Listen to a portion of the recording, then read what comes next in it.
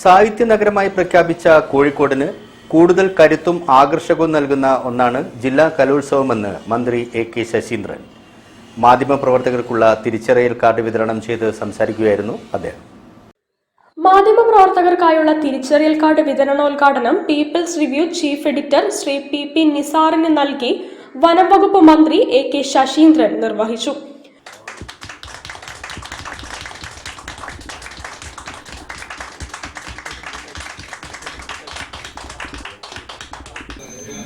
കോഴിക്കോട് നഗരത്തെ സാഹിത്യ നഗരമായി പ്രഖ്യാപിച്ചതിലൂടെ പല കാര്യങ്ങളിലും പെരുമ നേടിയ കോഴിക്കോട്, അല്ലെങ്കിൽ കോഴിക്കോടൻ പെരുമ 10 മടങ്ങ് വർദ്ധിച്ചിരിക്കുകയാണ്. ചരിത്രപ്രസിദ്ധമായ നിരവധി സംഭവങ്ങൾക്ക് സാക്ഷി നിന്ന ഈ ജില്ല, പ്രത്യേകിച്ചും കോഴിക്കോട് നഗരം, മറ്റൊരു വലിയ ഉത്സവത്തിന് തയ്യാറെടുക്കുകയാണ്.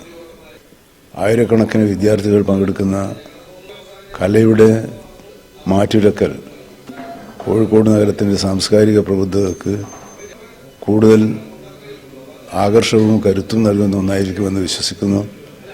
അങ്ങനെ ആയിത്തീരട്ടെ എന്ന് ആശംസിക്കുന്നു.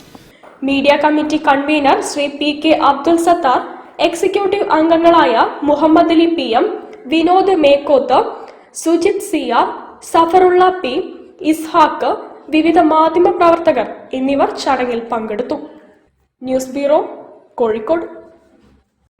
ജൂബിലി ഹാളിലെ നിറഞ്ഞ സദസ്സിനു മുമ്പിൽ മുഹമ്മദ് റാഫിയുടെ ഗാനങ്ങൾ